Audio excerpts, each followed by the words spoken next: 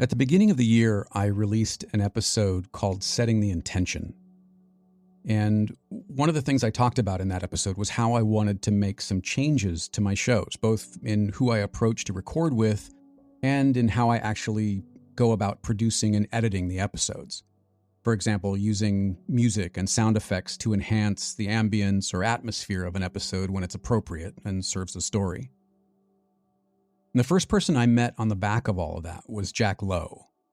And I really can't even tell you where I first heard his name or saw photos from his Lifeboat station project. Most likely it was something that popped up on Twitter, which over the past several months has become a terrific way for me to discover new work and connect with interesting people. Regardless, once I dove into a bit of Jack's work, I knew I wanted to talk to him. Now, whenever someone agrees to record a conversation with me, the process begins with a phone call, just to say hello and brainstorm what we might actually talk about when we record. And these conversations are typically pretty short, maybe 15, 20 minutes or so. Some go a little longer if we really click and get into a groove, but the vast majority of them are less than a half hour. Jack was a little different. Our initial touch-base conversation lasted about 2 hours, and we really didn't even talk much about photography. It was more like catching up with someone I've known for years but hadn't spoken to for a while. When we did actually hit record, we ended up with so much great conversation that I've decided to release it in 2 parts. We got on well from the jump, and both of us are fans of the rabbit holes, so don't be surprised if more conversations with Jack happen in the future. My name's Jeffrey Sidoris, and this is my first conversation with Lowe. Please listen carefully.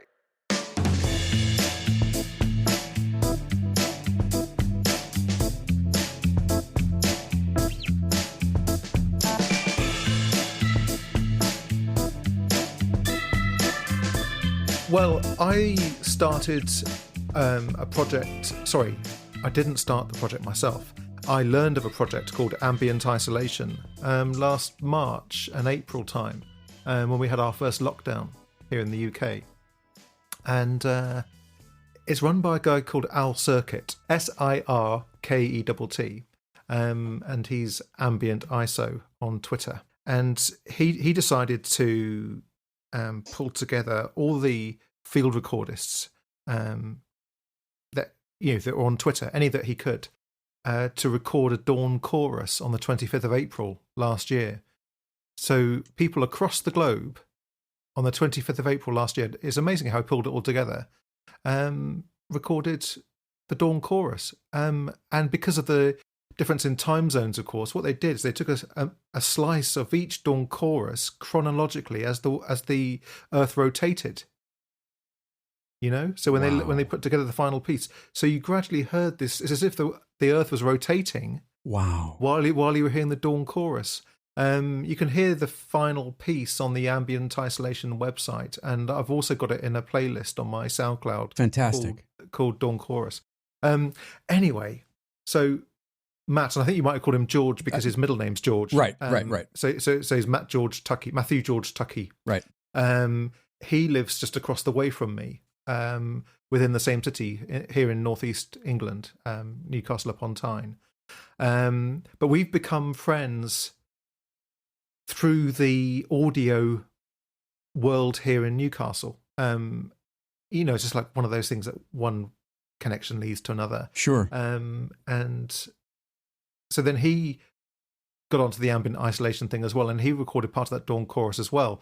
So that's why you've ended up going down on that rabbit hole, and because then the finished piece ended up being picked up by Tonebenders. Oh, I think. Okay. So there's the connection there. So there's the connection, Mm-hmm. And then I was so proud, really chuffed that my piece. One of my audio recordings ended up playing out the show. So when you listen right to the end of that particular edition, you'll hear my clap for carers piece. Do you know about clap for carers in the US? No. We had a period of 10 weeks here when the world turned upside down. we back were in Ot 20. Oh, I know. We had this. We were all. as a people, we felt very aware that there was this front line of the NHS workers, the healthcare workers. And on a Thursday evening at 8 o'clock, we all used to come out of our houses and stand on our doorsteps, and we used to clap. I remember seeing that. I remember reading about it online. Yeah, and so I recorded the 5th one in our neighbourhood. Wow. So as it turned out, the halfway point. And the name I called it at the time is like a perfect symphony, because it was exactly 5 minutes long. And I didn't do anything. I didn't cut it, anything. I just let the recording run for that 5 minutes. And you can hear it starts with the birds chirruping, and then you hear a single clap from one of our neighbours. Because I set the microphones up in the garden. And you can hear the single clap, and it grows and grows and grows until you can hear thousands. If you listen carefully, you can hear thousands of people in the whole city clapping on their doorsteps. I mean, it's the hairs on my arms are standing up just thinking about it, because it was beautiful. It was a beautiful thing. And so Tonebenders picked this all up, you see, and they ended up talking about dawn chorus and ambient isolation. And then my Clap for Carers recording played out the show. And what a wonderful thing the internet is when it's a wonderful thing.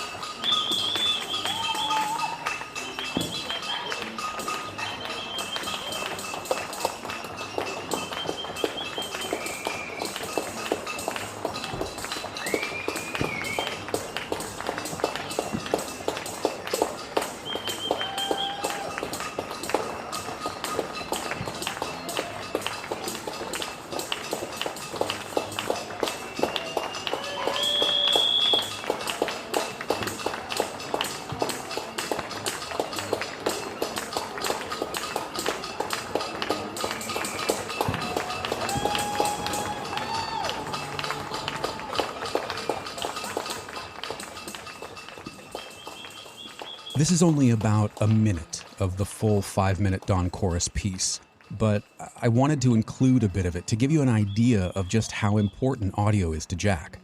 Not just how it can be used in a particular project, but how integral audio is to how he experiences the world. I'll put a link to the full piece in the show notes. Now back to the conversation. So not to put too fine a point on it, you are a photographer, but if the photography had to go away, could you be equally happy with audio as your main expression? Oh, yes. Yeah. Interesting. I don't know if... I'm not expecting you by any means to read every word I ever write online, but did you happen to see... oh, well, that's good to know. I too want to be acknowledged. I tweeted something yesterday that's popped into my head that I've been thinking about. It's something I've come to do naturally over the last year or so. And it started this wonderful discussion about how you refer to yourself as a creator. Mm-hmm. And I tweeted that I use the word documentarist. Yes. To describe myself these days. Which I kind of love, and I'd like to get into that. Well, I look forward to that, because that's been a really interesting topic that's been introduced to me by an amazing documentarist called Daniel Meadows, who you mentioned yesterday in a tweet. I saw that. Yeah, that's right. Yeah. So the term documentarist. You see, Jack, I do read everything. You have, yeah, and that's all in that one tweet. So that's a good value tweet, isn't it? It is. I got a lot of mileage out of that. Yes. Daniel is somebody I've known about for a long time. I mean, he's just had his 69th birthday, and he's a living legend who is particularly famous for some work he made in 1974 in the free photographic omnibus. And that was a double-decker bus that he purchased and turned into his mobile darkroom, and used to live in it as well while he travelled around, I'm just going to say England, but I could be wrong. It may be the UK, but I think it was England. Mm-hmm. And he would photograph people and tell them that he was going to put them in the history books. That was his reason for doing it. He wanted to document life. And he would make the photographs during the day, and then overnight he'd process the film in his free photographic omnibus and arrange for those people to come back and see him the next day, and he'd give them all prints free of charge. He'd give them prints. And have a conversation about them? Is that where the audio kind of fits in?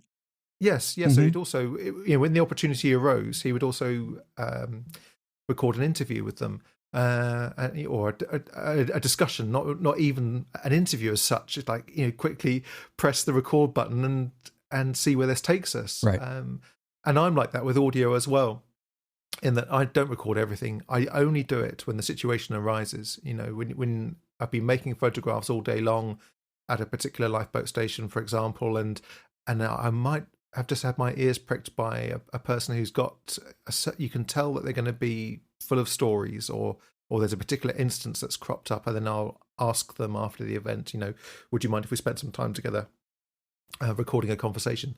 Anyway, Daniel, yes, he does that, or has done that in the past as well. So he uses audio, film, and photography, and I feel greatly honoured that over the last year or so we've become friends, and that's another blessing of lockdown, really. Small mercies, because thankfully I've been free of COVID during that time myself, so some wonderful things have come out of it, and one of them is getting to know Daniel a bit, and we were having a discussion about, why do you call yourself a documentarist, Daniel? And he said, well, like you, photography is not enough to describe it. We're storytellers, really, picture makers, storytellers. That's the story is the real currency here. And when I say currency, I'm not talking about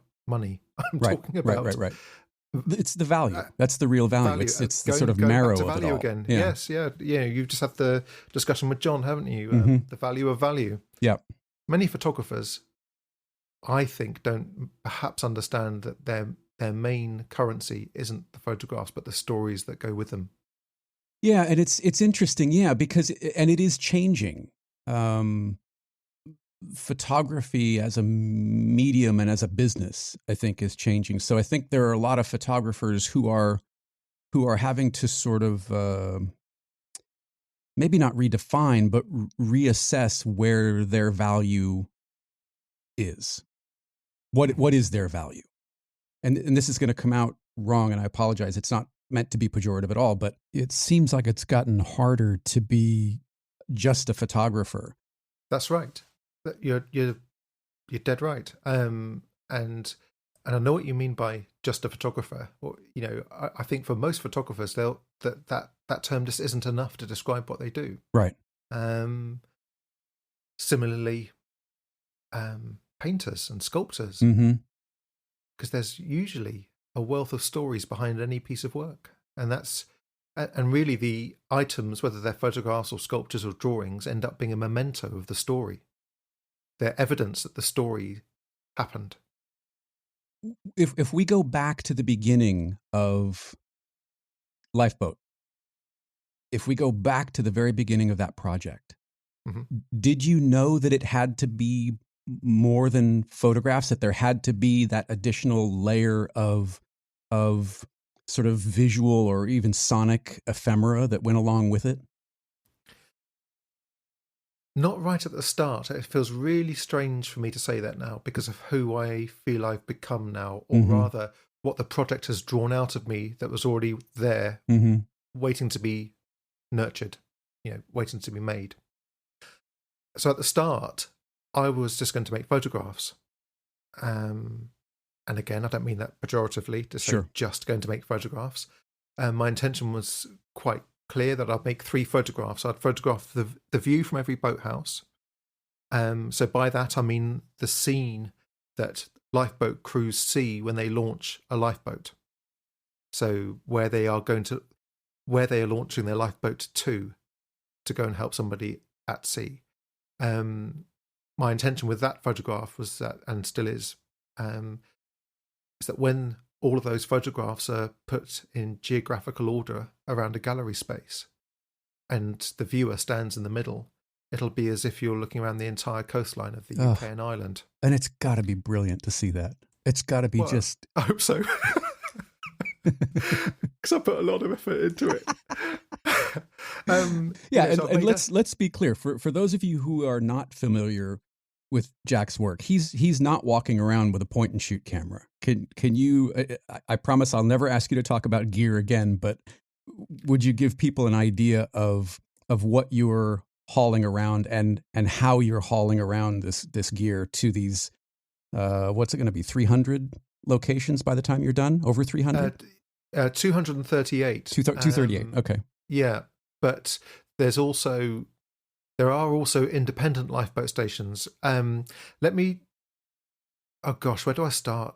Set the scene for us, Jack. And I promise I won't call you Jeff Jeffrey again. That's I'll just call you Jeffrey. That's a new one, Jeff Jeffrey. So in the UK and Ireland, we have an amazing institution called the Royal National Lifeboat Institution. It was founded in 1824, so nearly 200 years ago. In 2024 will be their 200th anniversary. And it's an institution made up of volunteers. And that alone is incredible. So by that, I mean that these are people, about 5,000 people around the UK and Ireland, who carry an emergency pager strapped to their belt. And when that pager sounds, that's a call essentially from the Coast Guard, who require their service, and they drop everything they're doing, and they will launch a lifeboat within moments. And that lifeboat can be anything from a small, depending on the lifeboat station and the location and what's at that station. They may have a small inflatable lifeboat with an outboard motor on it. Mm-hmm. But the biggest lifeboat that the RNLI have in service is a 7-class lifeboat, and that's 42 tons, 17 meters, 3,500 horsepower. Wow. And that's part of a whole breed of all-weather lifeboats that are called all-weather lifeboats because they will go out in all weathers. And they are phenomenal, Jeffrey. Phenomenal pieces of kit. Is this one of the machines that the photo that you showed me last time we spoke that you took off the wall? Is that one of the largest lifeboats? No, that's actually a medium size. That's a Shannon gosh. class. Yeah, that's a Shannon class. Yeah, that's 13 meters. Wow. And still a very, very impressive piece of kit as well. You know, the nominal speed for that lifeboat is 25 knots, and it's propelled by water jets. And that's the newest, that's the state-of-the-art lifeboat in the RNLI fleet.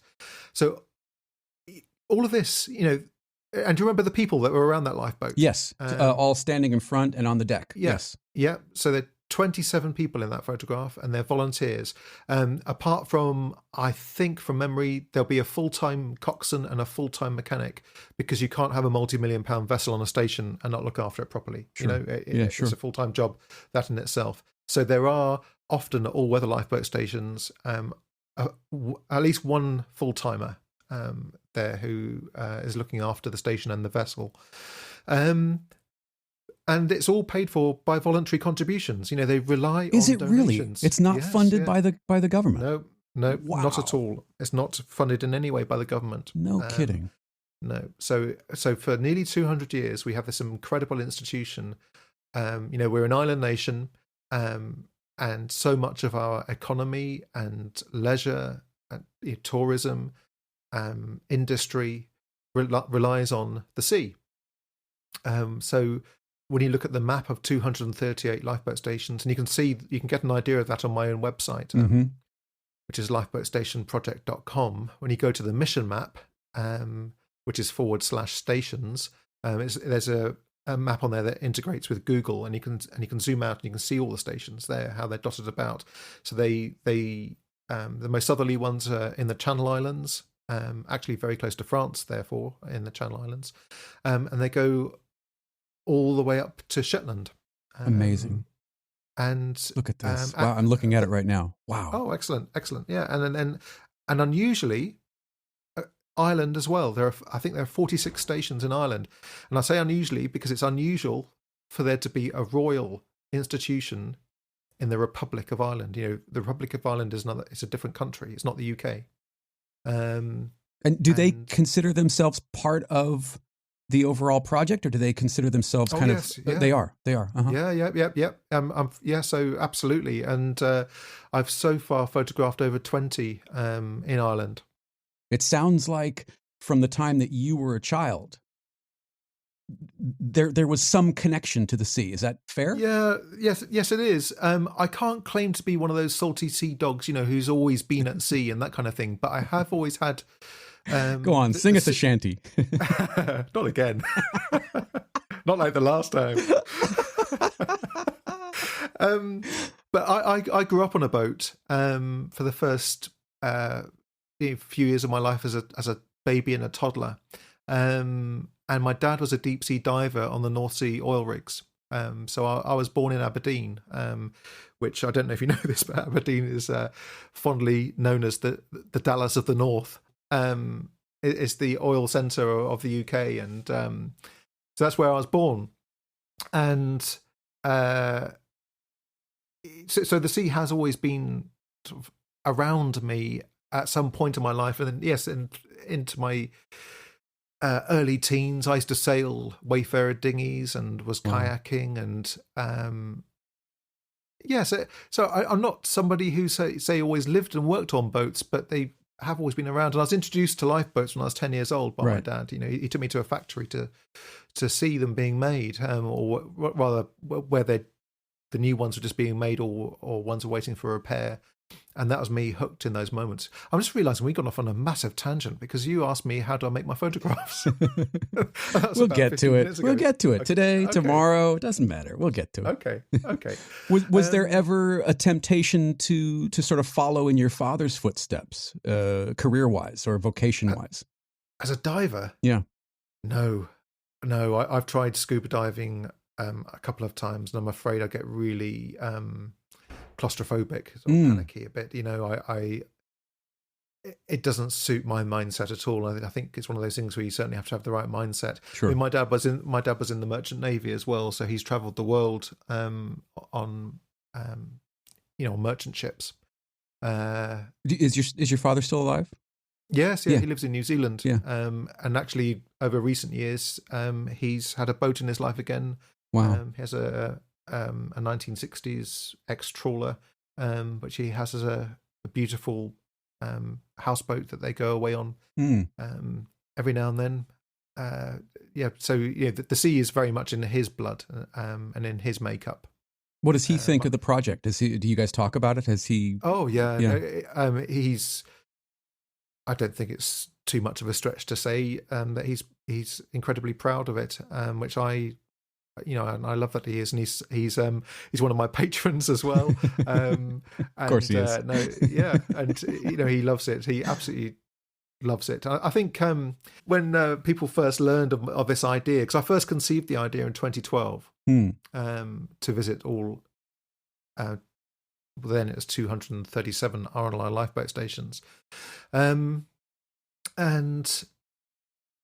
I think people didn't disbelieve me that I was going to do it, but I set aside 3 to 5 years to do that kind of project. I thought that's how long it would take, because I knew it would be a big task.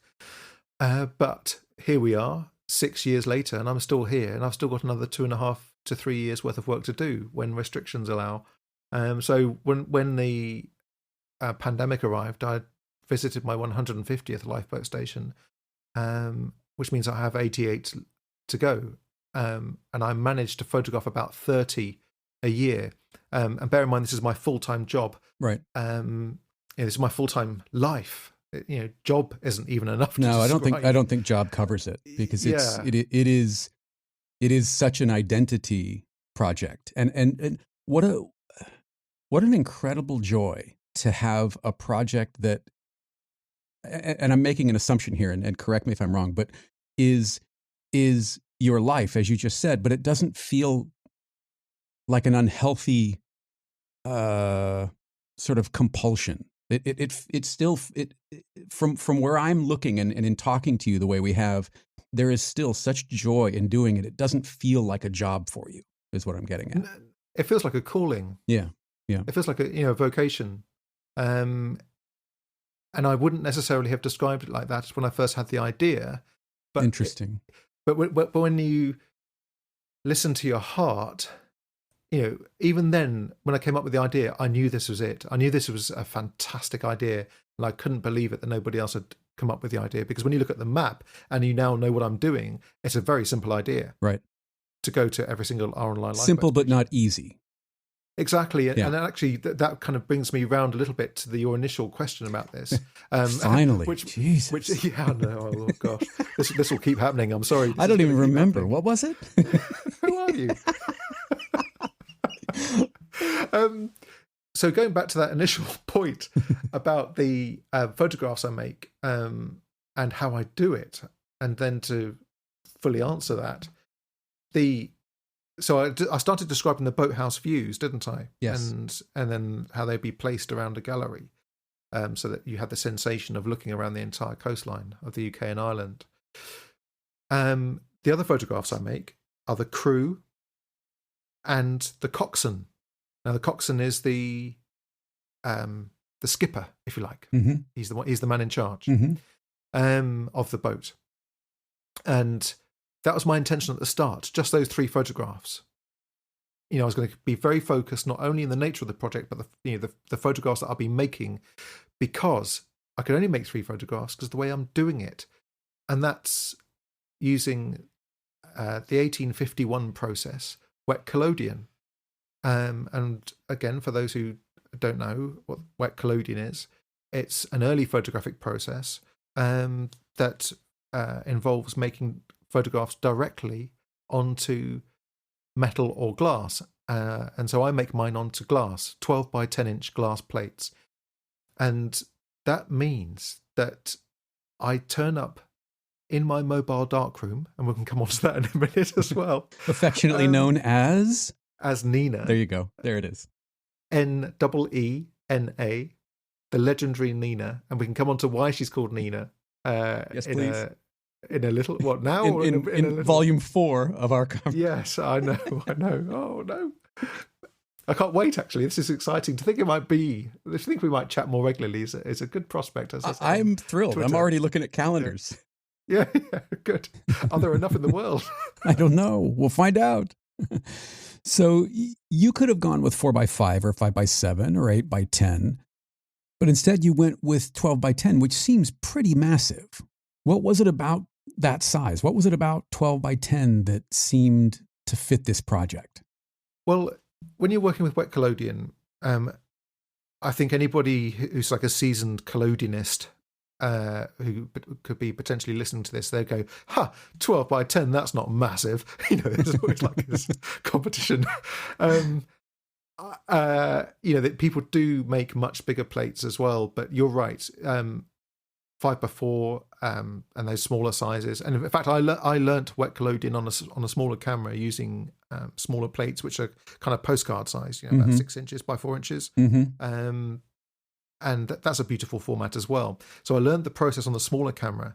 But when I then had the idea and was doing my initial tests, because the beauty of wet collodion is that you see the finished result there and then. Bizarrely, even though it's a process that's 170 years old, isn't it, this year? This year, yeah. Happy birthday, wet plate collodion. Yeah, whoever you are, Frederick Scott Archer bloke. Right. Never forgotten. Too soon. Yes. Oh, dear. I've lost my thread again. Although the plates I was making were beautiful, I knew that, because you see this result instantly. And so bizarrely, yes, this 170-year-old process is almost as instant as modern processes. You know how people shoot a picture on their digital camera and then look at the back and then there it is. Within moments, you can have a glass plate, a beautiful glass plate, fixed, washed in front of your eyes. But I knew that the smaller plates weren't going to cut it in terms of dramatic effect, if you like, Mm-hmm. as a finished piece. Mm-hmm. So I knew they needed to be larger.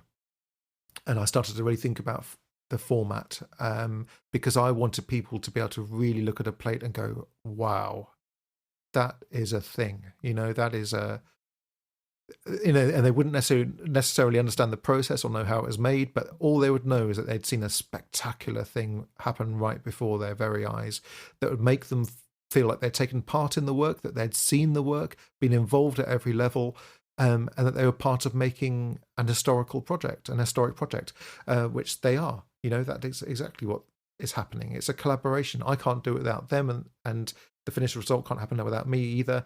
And they cram into the back of my mobile darkroom and see it all happen, and they can see this plate has a decent size to it that you can really pore over. You can really look at the details. And when you tell the lifeboat volunteers who are looking over your shoulder just as you've just made it and you've got it in the wash tray, you can tell them it's still, after 170 years, the highest resolution process ever invented. And they'll look more closely at all the fittings on the lifeboat, and they'll see every bolt head on the lifeboat. They'll see and I'm not kidding about this, by the way, the zips on their life jackets. You can see every single tooth on their life jackets, even though there may be about 50 meters distance between me and the subject, and the crew. You can zoom in when you made a high resolution scan of the plate. You can zoom into that scan, like the photograph I showed you on the wall here in the studio, and all of the detail in that plate will be perfectly rendered. It's really extraordinary. So when they know that, the 12 by 10 plate is large enough for them to see that. And I couldn't go larger than that, because I then had to really think, well, how many glass plates can I safely store in Nina? What size trays will I have to use? The moment you change format with wet plate, all of the other considerations everything changes. Yeah, sure. So the size of the silver tank, the quantity of chemicals, whether it's the developer that you're pouring over the plate, or the amount of water that you're using to wash the plate, everything changes. And the size of the trays, so the size of the trays affects the size of your counter that you can use. Sure. In a mobile vehicle, and I felt like 12 by 10 was the largest I could really go to, because when I go on the road, I'm on the road for about 5 weeks at a time, about 3 times a year, and I'm photographing about 10 lifeboat stations, maybe as many as 12 on one. I call them missions, on one mission.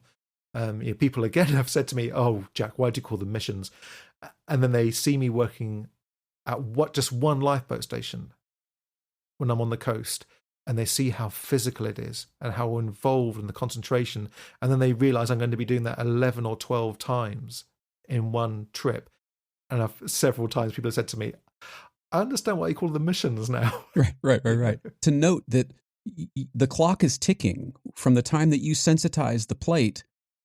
You've only got minutes before that has to hit the developer or it's gone. Yes? That's right. Once the plate has been sensitized, as you correctly say, you are then on the clock. So really, I need to have carried the wet plate to the camera, plugged it on the back of the camera, made the exposure, come back to Nina, close the door, safe light on, take the plate out of the holder, pour developer over it, pour a stop wash over it, about 2 liters of water, and fix it, all within about a 10 to 15 minute window, depending on the weather. If it's colder weather, you have a bit longer. If it's hot weather, you have a shorter amount of time, because the minute the plate starts to dry, you lose the image. Right. And you've got, in some cases, 24 people to wrangle into the frame. Yeah, so exactly. So that's a really rigorous ritual as well that I've really honed over the years. Basically the camera has to be set up and ready with the photograph composed. So the first thing to do, say in a crew photograph scenario, is to set the scene, to make sure the composition is perfect. And it starts with me briefing the lifeboat crew. Before we even go near the camera, I tell them what to expect and what's going to happen. That we're about to step outside, the lifeboat's been maneuvered into place for me. And when they see me under the dark cloth, that's not me taking the picture. I'm not exposing anything there at all. That's me just composing it. It's the equivalent of looking on the screen on your smartphone or through the viewfinder of your SLR. That's what it's like then. And once the photograph's composed, if they could possibly bear with me and just be patient while I nip back to my mobile darkroom and hand make a piece of photographic film, because that's what I'm doing. These photographs are completely handmade. Sure. And so I have to dash back to Nina, pour salted collodion over the glass plate, and then put it into the silver bath for about 3 minutes. And once it's sensitized, I can then close the door on Nina so it's completely dark and red lights on, and I can load the plate into the plate holder and go back to the camera. And that process takes about 6 or 7 minutes, something like that. I've got it down to a bit of a fine art. So they only have to wait there. By the time I've done the walking between the cameras as well, between the darkroom and the camera, maybe a maximum of about 8 minutes, something like that. And they know the drill then, and the wet plate is plugged onto the back of the camera, and I count them down. 3, 2, 1, and I remove the lens cap, make the exposure, remembering to take out the dark slide, of course. Safety tip. Yes. I would imagine, Jack, that there has to be on their part a feeling of you're acknowledging and you're respecting them and what they do by, and I'm kind of butchering this, but because of the work that you're going through to document what they go through, there's got to feel, there has to be a feeling of respect there, rather than just using a DSLR or even a 35 millimeter or medium format film camera. There is work, there's effort, there is craft, there's technique, there's skill on your part to celebrate and document the skill and the dedication to what they do on their part. Yes? Absolutely. Yeah. You haven't butchered that at all. It's that's exactly it. It cuts both ways. I think at the start in January 2015, I was just another photographer. I was yet to you or to them? To them, because lifeboat stations are exciting places. Right. They've got fantastic kit in them. The lifeboats are incredible. Whichever size of lifeboat you look at, you can just see it. This is built to do something really purposeful, and this piece of kit is not going to fail at doing it either. And I think many lifeboat stations have plenty of photographers approaching them saying, can we do this? And then they'll and this is where the phrase taking pictures, I think, comes into play. That I try, sometimes I don't get too fussy about it, but I am quite fussy about it. You won't often, I think, hear me say, I'm going to take a photo. With wet collodion and the project, I'm making a photograph, because it is a collaboration. And I think the phrase taking a photograph sort of speaks volumes in that kind of context, because all too often in that kind of context, and say if I was doing it digitally, and this isn't to denigrate digital photography at all, right? I just love photography in all of its ways. What I'm talking about here is human interaction and what actually happens on the day. If I was shooting it digitally and I said, right, everyone, if you just line up there and you expose the shutter on a digital SLR and then you've gone to the next station, it does feel like you've just taken something from them without perhaps there being some kind of transaction there, some kind of emotional transaction. These people are volunteers, and not only are they giving so much time already to the RNLI, to this incredible charity, I've asked them to come along to come out as well, and to make a photograph, and so in my mind, we're making that photograph. We're doing it together, and you're quite right. It kind of cuts both ways, because once they see this, once the scale of my endeavor became clear, and they saw that I too was making something, and not only making something, but doing it right there on the spot in front of their eyes, so they could be a part of it. And that's why I really chose wet collodion, because it's it's a one-stop process, in that there's no taking that plate away to go and do some further darkroom work. That's it. That's the photograph right there in front of your eyes. So if ever you see that glass plate on display in a gallery, you know that will be the glass plate made in that location on that date. It's not a copy of it. It's a one-off. That's the one. Once they join the dots with that endeavour, then they're on side, and now I'm in the very, very fortunate position that many lifeboat stations write to me to say, when are you coming to us, because we can't wait. Oh, that's great.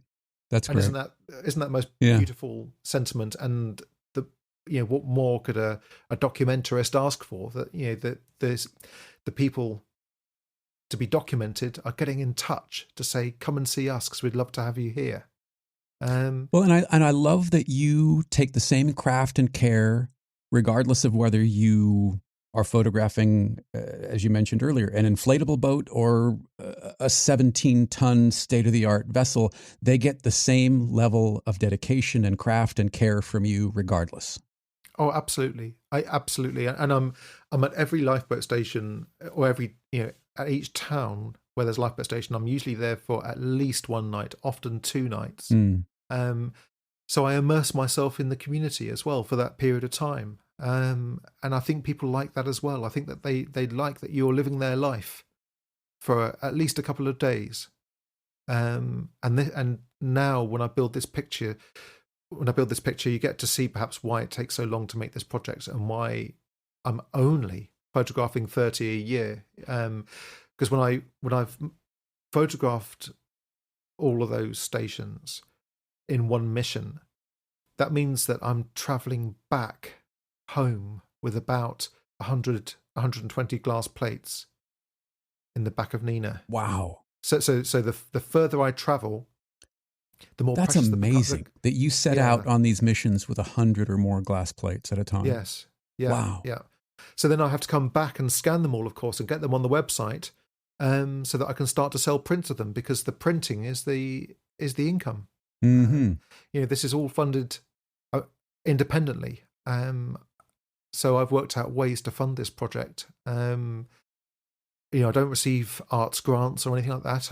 I'm determined that this is a project about the lifeboat volunteers, for the lifeboat volunteers. It's a project about people, for people. And here we get to a crux in all this, Jeffrey.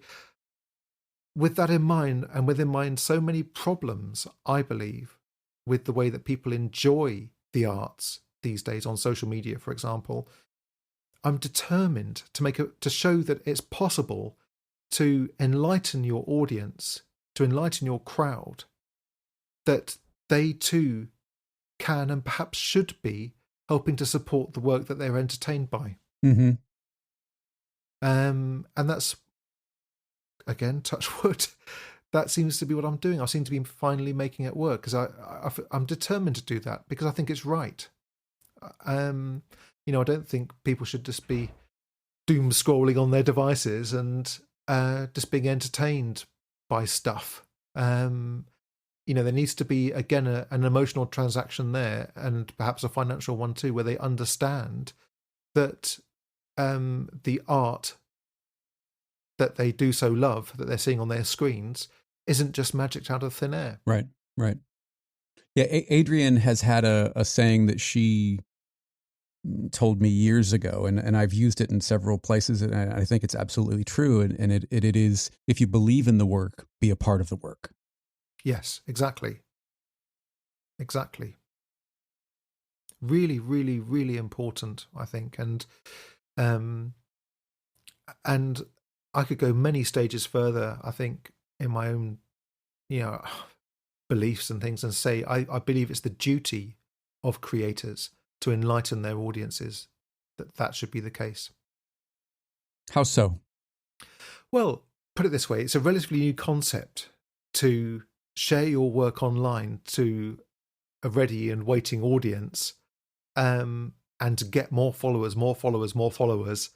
And we've fallen into this trap even more than ever of just putting your work out there because you want it to be seen. Mm-hmm.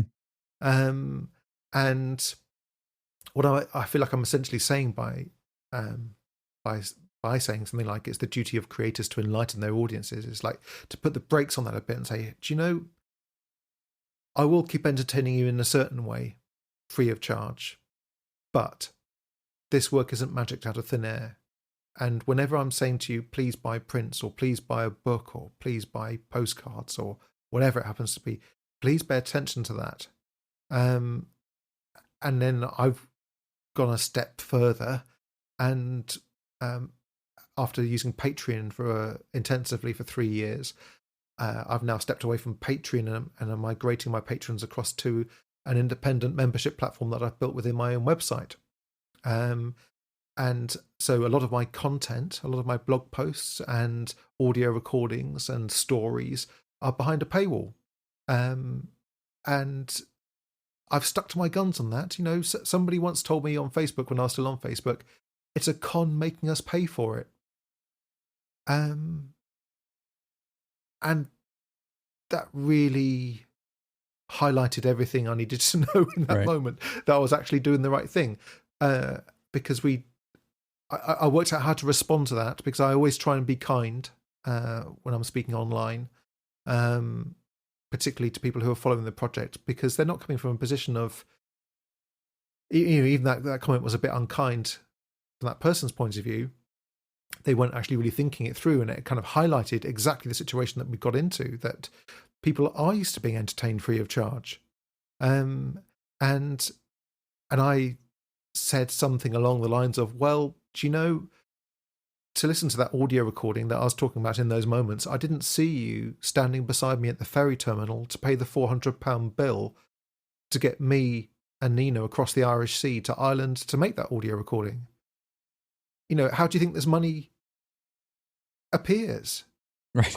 I'm not a millionaire. I print photos, not money. Yeah, this isn't a vanity project. Right. So where's the con? Is it actually rather, is it a con that you've got used to being entertained free of charge? Right. Well, and I wonder, with things moving so far now towards subscription models, everything is a subscription model now. Yes. I would imagine that has, or may start to work in your favor if it hasn't already, because you are effectively creating a niche network of programming, of content, of multiple types of media for people to enjoy. And so I would imagine that a membership platform for something like this project is kind of a no-brainer. And I don't know, but I hope that it is working the way you expected it to be. Oh yes, and more so. I was stunned when I started using Patreon in 2017 at how many people immediately jumped onto that, and that struck a chord with me, with something that Amanda Palmer had said. Mm-hmm. Have we discussed Amanda Palmer before, Jeffrey? Yeah, last time we talked. Yeah. So, again, for those who don't know, Amanda Palmer is a prolific creator, musician, performer, and she's quite well known for creating, at the time, I don't know if it's still true, but the most successful Kickstarter ever, in that she raised $1.2 million, I think, to fund her then next album. And so she became famous as a pioneer, as a trailblazer in the crowdfunding arena, not only to prove that, you could have your followers, your crowd contribute to the work that you're making, but also that you can shake up a whole industry. I mean, that made the music industry sit up, right? Pay attention when they saw an individual artist, plowing her own furrow. And she said in her book, The Art of Asking, you're not telling your crowd to support you, you're letting them support you. You're giving them a way to let them support you because they want to support you, if only they're shown how. And so when you do just put material out there on Facebook and Instagram and Twitter because you think that's what you have to do, and you're not simultaneously saying to people, and if you like this, you can support me in these ways, you'll be amazed at what happens when you let people support you. When you offer people ways that allow them to jump on board. I should read that book, by the way, because I have long had trouble with the ask. It's one of the areas that I stumble the most in asking for help, for support, for patronage, as it were. Yes. And it, it is tricky, and you do have to get it right. But that book was so useful to me right at the start of my crowdfunding career. So, up until that point, we already discussed that I photographed my first station in January 2015. And so the project was fully in motion with regard to logistics, because I was having the boxes made to carry my glass plates, I was having the glass cut, and I was having chemicals prepared and all that kind of thing. In 2014, that's when the project really started to get underway. It was in the second half of 2014. And at that time, my idea was to be really purist, like so many of us, I described myself as a photographer then, have this pure idea that we'll just sell beautiful prints and that'll be it. Yes, exactly. And it just doesn't work that way. It just doesn't work that way. And I tell you one thing that I am really proud of, and I know I've said that I'm proud of myself a couple of times now. I want you to be aware that I really hope this isn't come across as something being conceited, but I am proud of the things that I've achieved with the project, because they illustrate things are possible. Yes. So that my print sales, they fund the entire project. They pay for the costs of the project. Okay, which is massively encouraging. Well, I hope it is. That's why I'm saying it to you, because I hope that people can take something from that this is possible. And I want to be clear too at this point. We hear words like Patreon and crowdfunding. If your listeners don't know already, there are no shortcuts. Patreon, any mechanism, they're just tools. What you will have to do, whatever tool you use, is you'll have to work very, very hard and be very, very focused and give to it utterly, wholeheartedly. There are no shortcuts with this. You can't just try Patreon for a month and say it didn't work. Right. For example. You have to throw yourself into it and decide, yes, I am doing this. And that ties into a bit of a discussion with John, doesn't it? Because I think... I listened back to it again and again, the particular question, because I wanted to get it right when I quoted you on Twitter, the question you asked, which was something along the lines of, why do they not want to try? Or what was your wording? It's like, why not try something new if what you keep doing doesn't work? You keep trying to say the same thing the same way and it doesn't work, yet you're reluctant to say, well, I'm going to do it differently. Yes. And John, as you know, John is the king of trying different models. I mean, he has no emotional connection to the business side of art whatsoever. And I am fascinated and intrigued by that, because I'm not there yet. The physical or the sort of monetary side of art for me is still inexorably linked to the existential side of the art. Yes. Well, I heard you saying that too, and I completely empathize with that.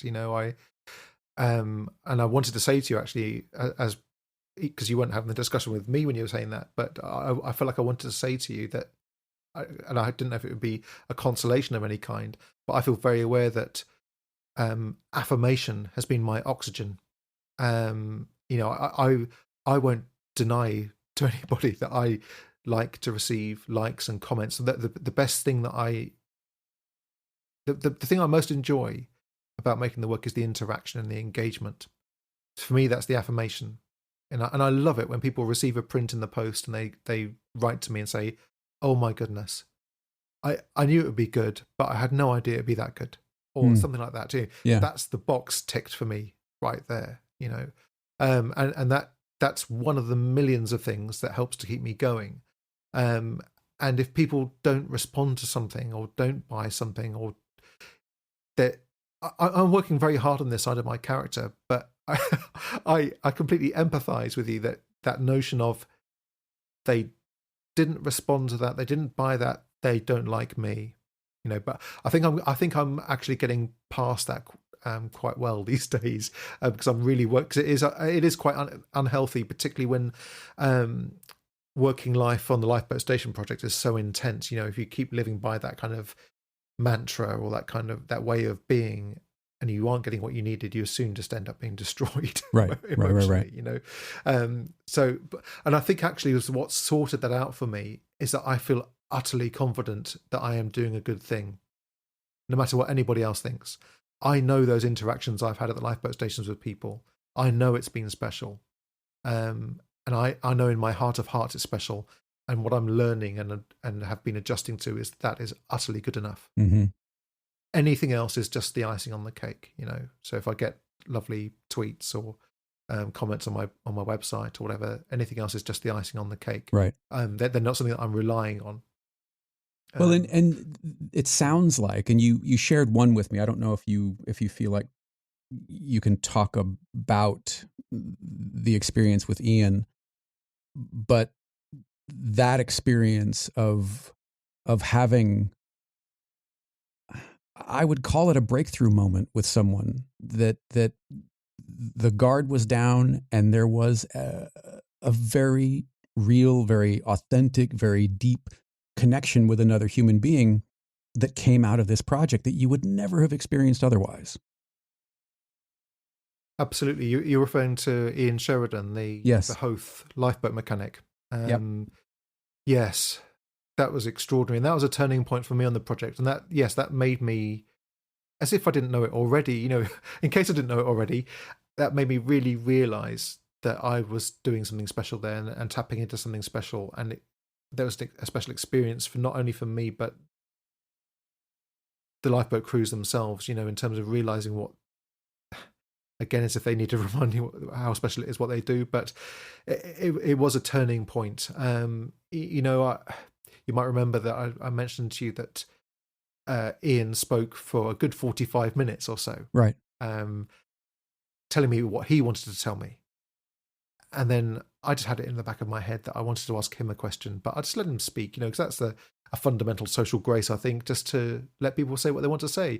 You know, there's a fantastic saying that I heard last year from a really excellent photographer called Craig Easton, who's made a series called Fisherwomen here in the UK.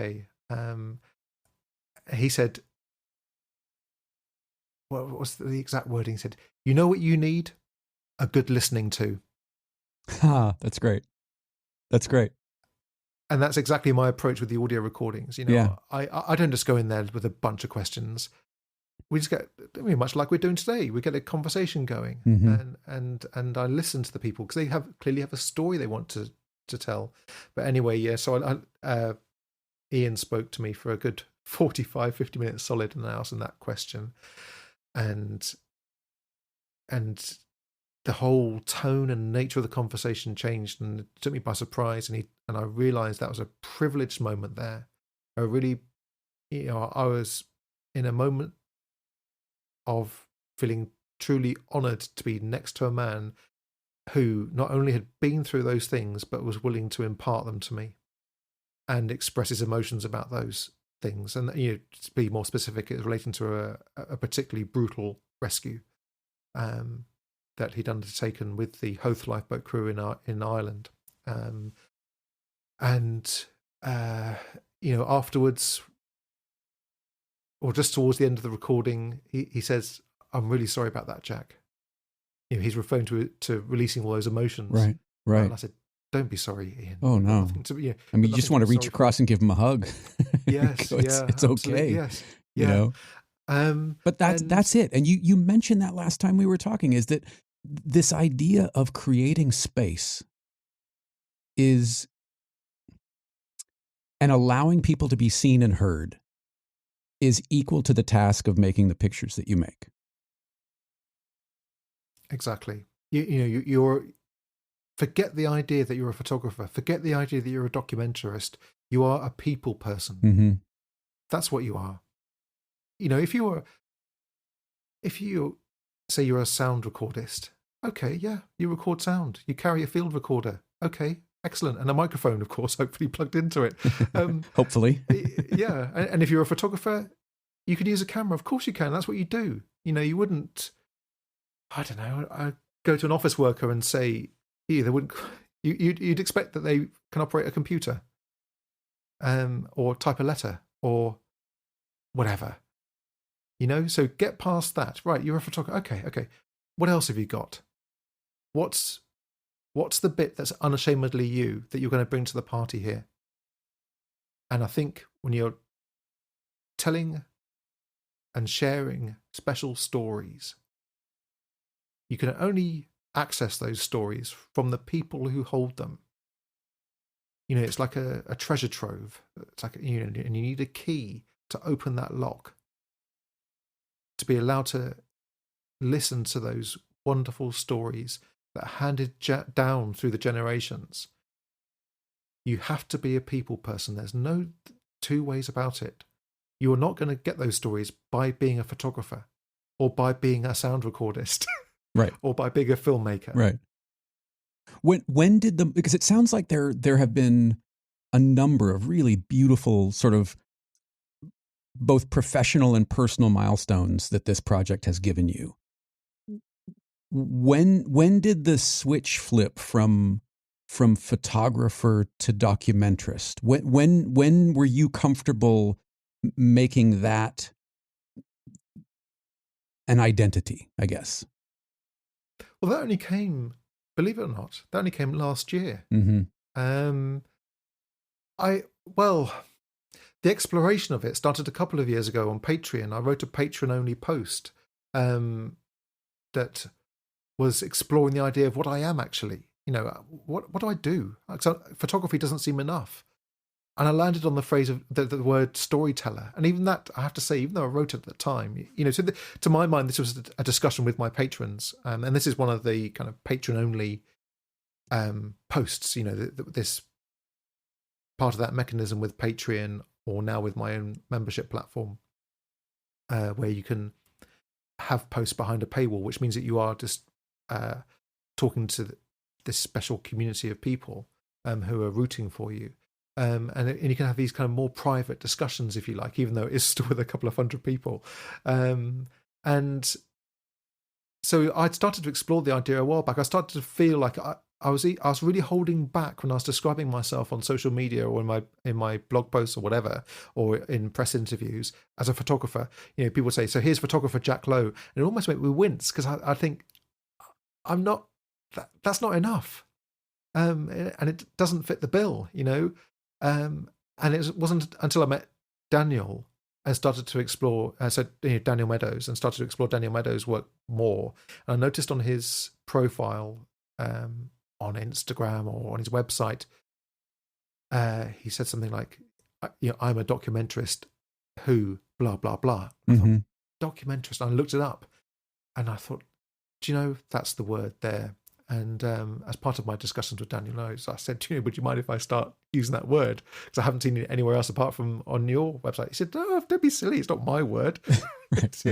He said, "It's a family of documentarists, people who use whichever medium is suited to the task in hand. And it sounds like you're a documentarist too, Jack.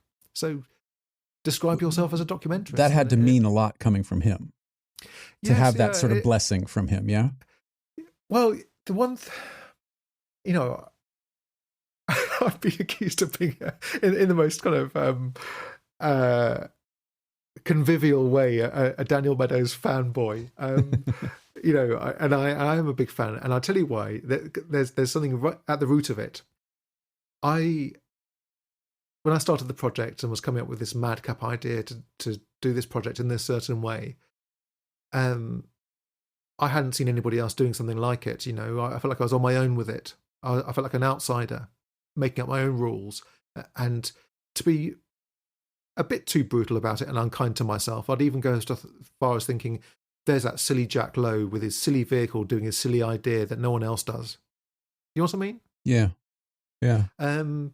Although I didn't realize that you went all in on Nina and everything from the start. I guess I was under the impression that was more of an evolution. So even more respect for saying, nope, I'm going to do it this way, and I need this to do it, and I'm all in. Yeah, that's how it happened. Wow. As you described in that last sentence there. Yeah. Wow. And that was out of inspiration from a couple of sources, which I'll come on to in a moment. And wearing your Team Daniel T-shirt as you drive down the road. Well, you see, I didn't know about Daniel then. I didn't. I met Daniel. Well, that's what I do now. But when we started these conversations with Daniel, and when I heard a talk by Daniel on good old Zoom in lockdown, it made me very, very emotional. I had to turn my video off because I actually started to get watery eyed. Did you really? Wow. Yeah, because in those moments, by knowing more about Daniel and hearing him speak about his work, I understood that I was allowed to do what I do. He made it allowed. Interesting. He did it in 1974. And I didn't really know about it then. I didn't know the extent of what he did. But there's so many similarities in the ways that we work and the way we see the world and interact with the people that we stumble across or muster into a photograph or an audio recording or whatever it happens to be. It was a huge relief to me because I realised that what I was doing actually was allowed. And even though lots of people have said to me, "You can't do it like that. What are you thinking?" And I had to just sort of bat it off and think, well, I am doing it. I'm all in. So I can't change my mind now. Right. To know in those moments that I was allowed to, it really has given me renewed vigour for when restrictions allow me to travel again and I can start making new work again. Right. Interesting that years later you found almost the permission that you needed to take a different kind of look at how this project was evolving. Yes. Yeah. From Daniel, I mean. Yeah, the photography world is a very specific world, I think. You hear people saying so often, I'm a landscape photographer or I'm a portrait photographer, I'm a fine art photographer. Why aren't you just a photographer? Why do people have to pigeonhole themselves in certain ways, And I only use photography in this way because it's for the project. I'm not somebody outside of that context who will just make wet plates for fun. I'm not a wet plater. I'm a documentarist using wet collodion for very specific reasons because it ticks so many boxes for telling this particular story. And to finally realise that I was allowed to do that, I find it a little bit hard describing it, I guess, because of course I'm allowed to do it because I'm a grown up. Sort I can of drive. Yeah, kind of. Yes. But when you have seen somebody else do it, or he wasn't using wet collodion, but he was using photography, analog photography, and audio recording back in the 70s and beyond to tell these wonderful stories. It was somehow a huge relief to me and a weight off because it's like a reference point. Something I can point back to and say to anybody who questioned me in the future. Say, well, look at what happened back then. Right. So, I'll just carry on. Thanks very much. I have to say, in all honesty, I don't get that anywhere near so much these days because people really understand what I'm doing now. And somebody, it wasn't just somebody, it was somebody's become a friend and he's a patron, a supporter of the project, said on Twitter a few weeks back, I don't know about anybody else, but I started following and supporting the Lifeboat Station project because I saw a guy photographing lifeboats and lifeboat crews, and I'm a lifeboat volunteer. But now, actually, my main reason for following the Lifeboat Station project is for inspiration and hope, and more for emotional reasons. And I just thought that was incredible. What an accolade, Yeah, I mean, it's taken on a life beyond you, in addition to what you bring to it. It's fascinating. And the fact that you're recording audio and sharing stories and sharing photographs, you're allowing, I was thinking about this the other day, you're allowing people to meet the project where they are. Yes. If you are a visual person, you can appreciate and enjoy the work that you do. If you're an audio podcast, interview, documentary, listening to type of person, you can still enjoy the work that you're doing without the visuals.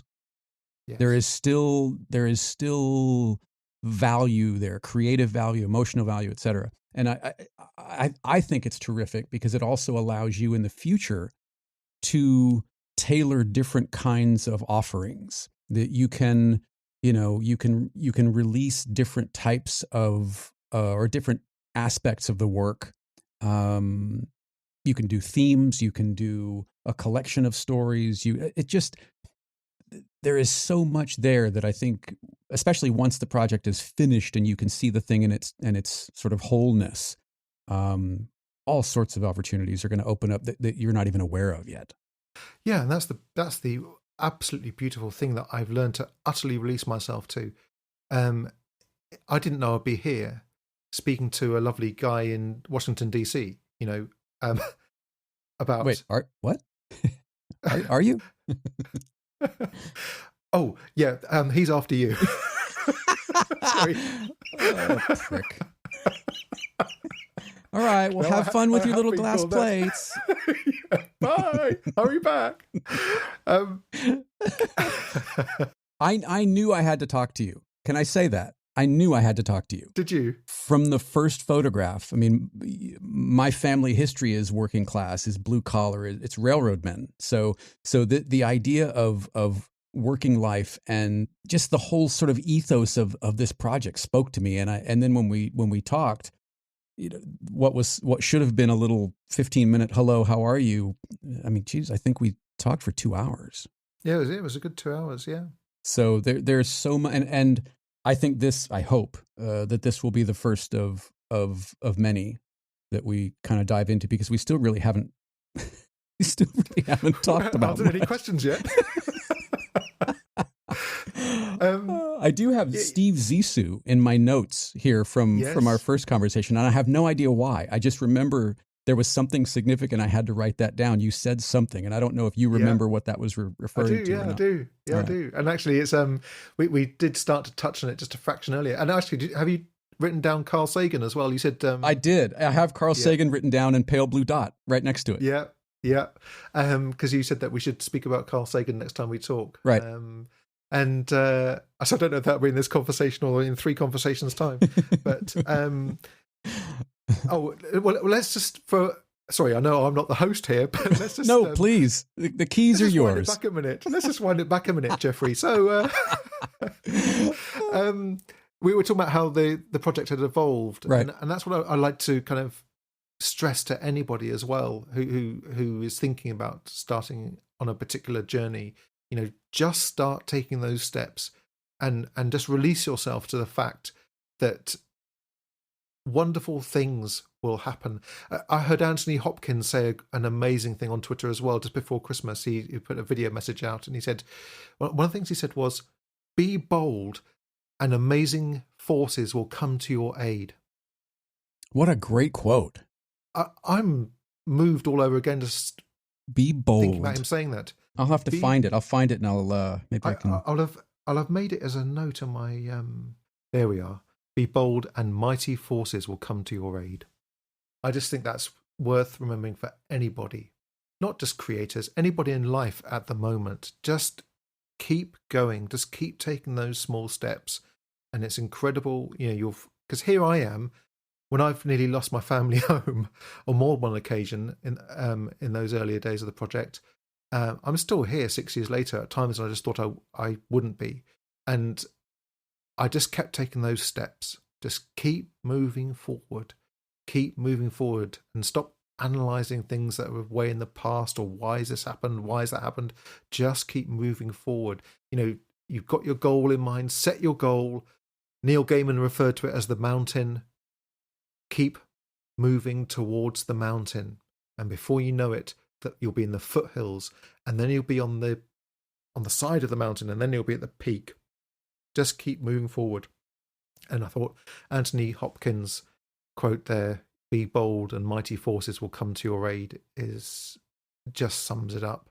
And that's what that's what I feel like I'm doing. I'm just being unashamedly me these days.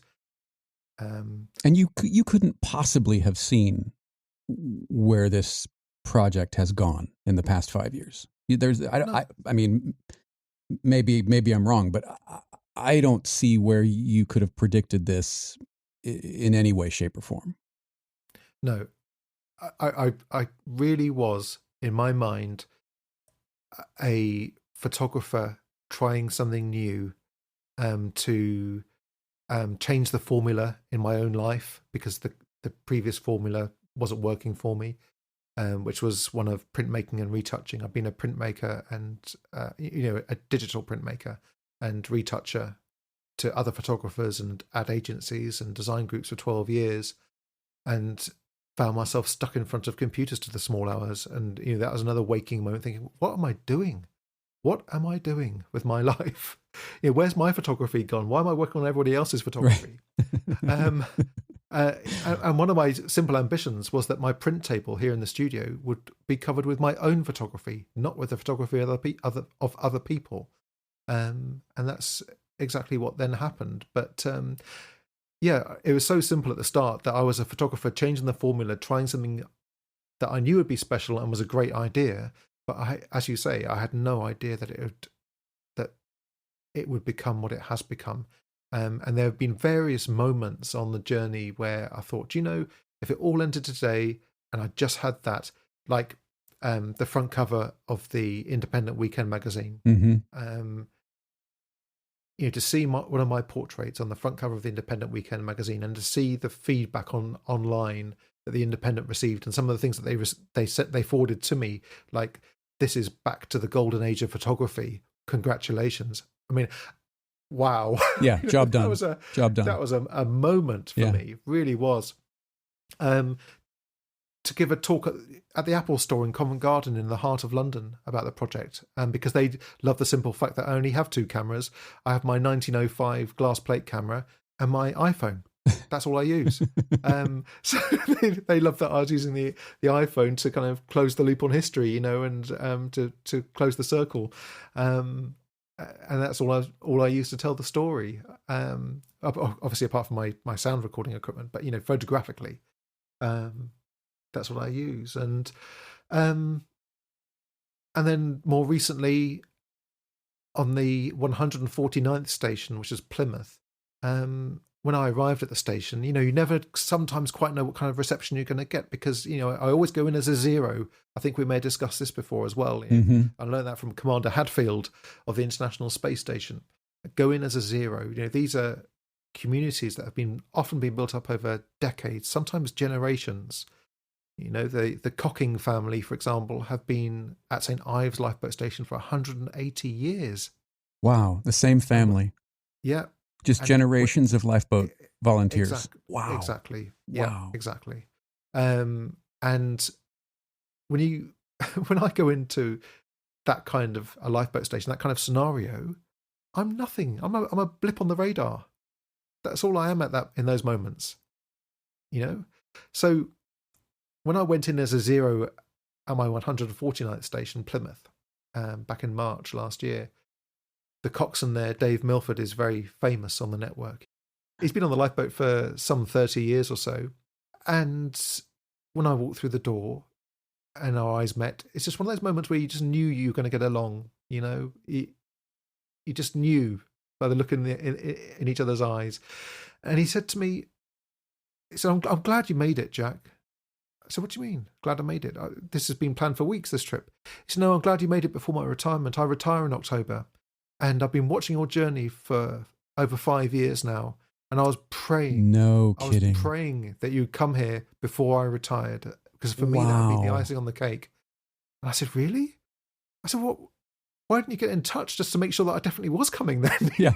Make sure, he said, "Oh, I didn't know I could do that." I said, "So what? So it's pure chance that I'm here before you retire?" He said, "Yeah." He said, when the email came through to say that you'd like to come to the station, he said, I was clapping my hands. Because I was just so over the moon that it coincided with the year of my retirement. Unbelievable. And so then the pressure was on, of course. Yeah, Jeffrey, right. Don't screw up, Jack. Yeah, exactly. And when I made his portrait, I really wanted to get it right. I really, really wanted to get it right for him and for me. And for those moments when he said, that it would be the icing on the cake. and I made the portrait. And I know I'm saying it myself, but it was an absolute corker. It was, oh God, as we were standing in the back of Nina, I just poured the fixer over the plate, and at that moment you see the image come to life before your eyes, in about 10 seconds. And is he with you at this point? Yeah, so he's standing beside me, and I had a patron of mine, Andy. Actually, it was the guy who I referred to earlier, who said that he used to follow the project because I photograph lifeboats, but now photographs it for motivation and inspiration. He'd come to see me because he was in the area. Oh, so he was there too. Oh, wow. So he was there. So it's just the three of us in the back of Nina. And I poured the fixer over the plate, and we saw the image come up, and we were looking at it, and I was just so pleased. You've got an idea now of the variables that come into play. I try and get it right first time. This completely handmade photograph, and I'm not using a light meter, by the way. We haven't touched on that yet. There's no light meter. I from experience and feeling the environment and looking at the environment, I make a judgment call on the exposure. It really is completely handmade and completely instinctively made. And so in his eyes, he'd seen this magic happen, and he'd seen it happen for the first time, having seen it on social media for years. There it was in the flesh for him. And he got a little bit emotional and said, I want to tell you something, Jack. I said, all right, what's that? Because we'd had a few beers the night before, and we kind of got to know each other. And I was like, oh God, what's he going to tell me now? And you got to picture this quite potentially, gruff looking traditional coxswain, tattooed forearms, great big long white beard, the cap, everything, proper full on coxswain of a lifeboat, just as you'd imagine that coxswain to be. And he said, I'm looking at that portrait, and I can't believe what I've just seen. I can't believe what you have just done for us at this station and what you've done for me. He said, then there are three people in my life. When I go to my rocking chair and tell my rocking chair stories in my retirement, he said, there are three people in my life that will be top of my rocking chair story list. Do you want to know who they are? I said, yes, please do. That'd be great. If you wouldn't mind. Yeah. And he said, number one is the Queen. I said, all right, it's a strong start. Strong start. And he described about how that was a monumental moment for him. That he is a royalist, and that he just loves the monarchy and loves the Queen, and he always wanted to meet the Queen. And when he was invited to Buckingham Palace to meet the Queen, that was an extraordinary moment for him that he'll never forget. The second person was finding out and meeting the brother he never knew he had. Oh, wow. Yeah. Wow. And then sidestep that a little bit. Was he an adult when he met him? Yes. Yeah. Wow. I think it was relatively recently. Yeah. No kidding. And he described what a special moment that was. And then the third person was me. Unbelievable. And how do you respond to that? Deny, Jeffrey. Well, I'm feeling a bit watery-eyed now, actually, telling the story, because it feels like another world, of course, because it was before all this. It's before life changed, and I was dumbfounded, and I said, "Well, that's incredible, Dave." And I've got to tell you, it's one of those moments that if the project ended now, at least I'd have that. I said, and I did, just as I described to you a few moments ago, Jeffrey, that there have been these pinprick moments, these stamps on the timeline that if it's like, yeah, I'll take that, and that I don't care if it ends now. I have nevertheless achieved that. And then for a seasoned coxswain who's gone through so much at sea, these rescues they do are extraordinary, absolutely extraordinary. For him to tell me that was just phenomenal. To someone he's known for 48 hours. Yeah. Amazing. Yeah. Amazing. And, for me, those are my awards. So many times I see on people's profiles, award-winning photographer. Nearly every profile says award-winning. I only have one award for the project, which is when the Maritime Foundation came to me and said, you've been nominated for this. Like, oh, thank you. It wasn't something I had to enter. And the person who preceded me at the black tie dinner event in London was Sir David Attenborough winning a Lifetime Achievement Award. Wow. Heard of him. Yes. And then there I was receiving this award from the First Sea Lord of the Royal Navy for the Lifeboat Station project. Wow. Which you had no idea that you were even nominated for before they contacted you. Wow. No, I found out on Twitter because they announced the shortlist on Twitter.